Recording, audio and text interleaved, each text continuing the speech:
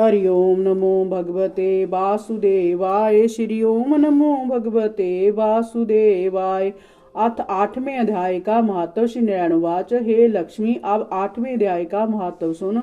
दक्षिण देश नर्मदा नदी के तट पर एक नगर है। उसमें सुशर्मा नामक एक ब्राह्मण रहता था। उसके पास बहुत द्रव्य पदार्थ रहता था और संतों की सेवा करने वाला था। बड़े यज्ञ करता था। एक दिन एक संत से पूछा, हे ऋषि जी, मेरे संतान नहीं है।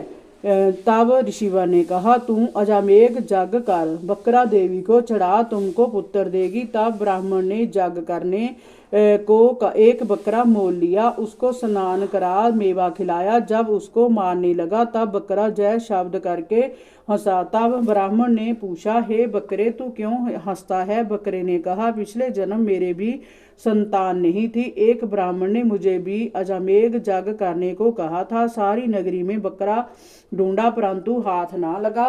बकरी के स्तन से छुड़ाकर यज्ञ करने लगा। तब बकरी बोली, अरे ब्राह्मण, तू ब्राह्मण नहीं जो मेरे पुत्र को होम में देने लगा है, तू महापापी है। जय कभी सुना है कि प्राय पुत्रों को मारने से किसी के ने पुत्र पाया हो, तू अपनी संतान के लिए मेरे पुत्र को मारता है। तू निर्दयी है, तेरे पुत्र नहीं होगा। उस बकरी ने बहुत कहा पर मैंने होम कर ही दिया। बकरी ने शाप दिया कि तेरा भी गला इसी भांति कटेगा। इतना कह तड़प कर बकरी मर गई। कई दिन बीते, मेरा भी काल हुआ। जमदूत मारते मारते धर्मराज के पास ले गए। तब धर्मराज ने कहा, इसको नरक में दे दो, जय बड़ा पापी है। फिर नरक भुगाकर बानर की जोनी दी। बाजीगर ने मुझे मोल लिया। वह गले में रस्सी डालकर द्वार द्वार सारा दिन मांगता फिरता, पर खाने को थोड़ा दिया करता। जब बानर की देह से छूटा तो कुत्ते का जन्म पाया। एक दिन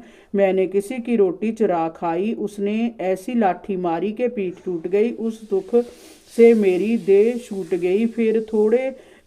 फिर घोड़े की देह पाई। उस घोड़े को एक भटियारे ने मोल लिया। वह सारा दिन चलाया करता, खाने पीने की खबर ना लेता। रात पड़ती तो एक छोटी सी रस्सी के साथ बांध छोड़ता, ऐसा बांधता कि मक्खी भी नहीं उड़ा सकूं। एक दिन दो बालक एक कन्या मेरे पर चढ़कर चलाने लगे। वहां कीचड़ अत्यंत था, मैं फंस गया। ऊपर से वह मारने लगे, वहां मेरा अंत हुआ।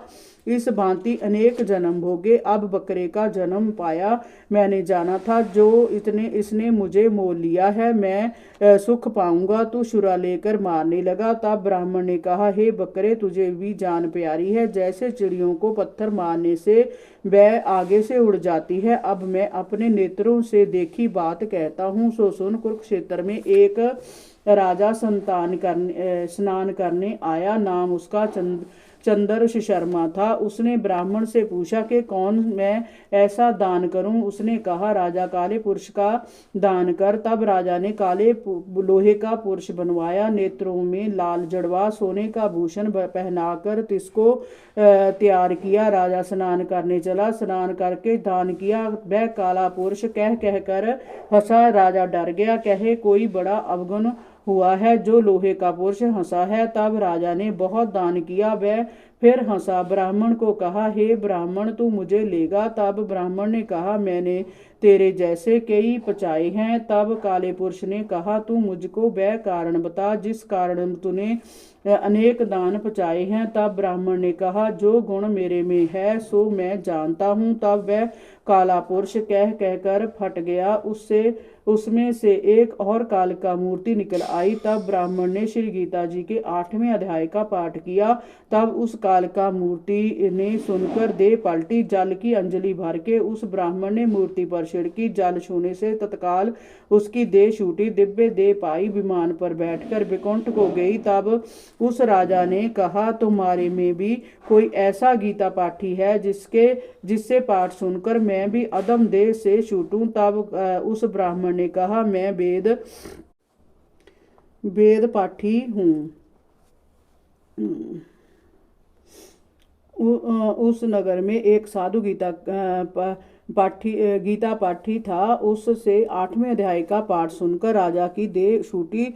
दिव्य देह पाकर वैकुंठ को गया और कहता गया, हे ब्राह्मण, तू भी गीता का पाठ कर, तुम्हारा भी उद्धार होगा। तब ब्राह्मण गीता जी का पाठ करने लगा। तब श्री नयन जी ने कहा, हे लक्ष्मी जय, 8वें अध्याय का महत्व जो तूने